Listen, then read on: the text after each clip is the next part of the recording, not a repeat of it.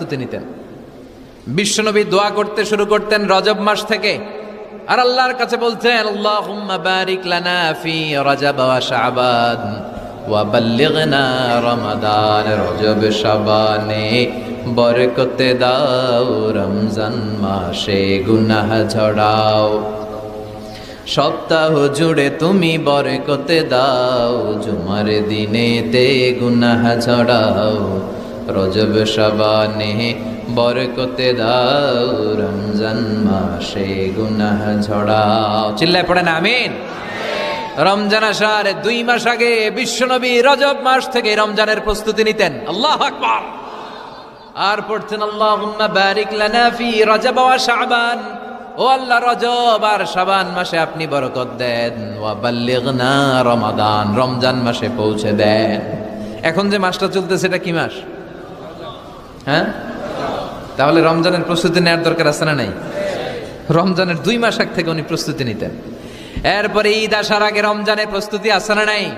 ও মন রমজানের ওই রোজার শেষে এলো খুশির ঈদ, তুই আপনাকে আজ বিলিয়ে দে শোন আসমানি তাকি, তোর সোনা দানা বালা খানা সব রাহে লিল্লাহ, দে জাকাতে মুর্দা মুসলিমের আজ ভাঙাইতে নিদ। পড়েন রমজানের ওই রোজার শেষে এলো খুশির ঈদ, তুই পড়বি ঈদের নামাজ রে মন সেই ঈদগাহে, যে ময়দানে সব গাজী মুসলিম হয়েছে শহীদ। রমজানের ওই রোজার শেষে এলো খুশির ঈদ। আলহামদুলিল্লাহ পড়েন।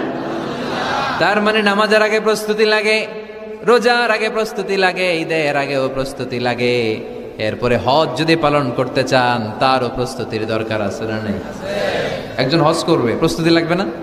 কি প্রস্তুতি লাগবে? হ্যাঁ, পাসপোর্ট লাগবে, হজের ভিসা লাগবে, তারপরে রেজিস্ট্রেশন করা লাগবে, আশকোনার হাজি ক্যাম্পে প্রশিক্ষণ নেওয়া লাগবে, রিয়াল কিনা লাগবে, ইজার কিনা লাগবে, রিদা কিনা লাগবে, বেল্ট কিনা লাগবে, হজের নিয়ম কানুন জানা লাগবে, ঠিক কিনা? দেখেন, নামাজের আগে প্রস্তুতি লাগে, রোজার আগে প্রস্তুতি লাগে, হজের আগে প্রস্তুতি লাগে, কিন্তু জাকাতের আগে লাগে না। হ্যাঁ, জাকাতের জন্য 1 বছর আগ থেকে প্রস্তুতি নেওয়া লাগে। আপনি কবে নিসাব পরিমাণ সম্পদের মালিক হলেন ডায়েরিতে নোট রাখার দরকার আছে না নাই? এজন্য সবসময় ইবাদত করতে হবে একজনের, তিনি কে? প্রশংসা করতে হবে একজনের, তিনি কে? জিকির করতে হবে একজনের, তিনি কে? বিশ্বনবী বলতেন লা ইয়াজালু লিসানুকা রাতবান মিন যিকরিল্লাহ, তোমার জিহ্বাটা যেন সবসময় আল্লাহর জিকিরে, আল্লাহর স্মরণে ভিজে থাকে। আবার বিশ্বনবী বলতেন হাব্বুল কালাম ইলাল্লাহি আরবা, আল্লাহর কাছে সবচাইতে প্রিয় কথা 4টি। কয়টি? সবাই বলেন কয়টি? 1 হচ্ছে সুবহানাল্লাহ, 2 হচ্ছে আলহামদুলিল্লাহ, 3 হচ্ছে লা ইলাহা ইল্লাল্লাহ, 4 হচ্ছে আল্লাহু আকবার। প্রথমটা কি? দ্বিতীয়টা? তৃতীয়টা? 4 নাম্বারটা? আবারও আওয়াজ করে সবাই পড়েন। প্রথমটা কি? দ্বিতীয়টা? তৃতীয়টা? চতুর্থটা? আহাব্বুল কালাম ইলাল্লাহি আরবা, আল্লাহর কাছে সবচাইতে প্রিয় কথা এই 4টা, সবচাইতে প্রিয় কথা। আর এই প্রতিটা কথার ভেতরে আল্লাহর নাম আছে না নাই? দেখেন, সুবহানাল্লাহ, আল্লাহ আছে।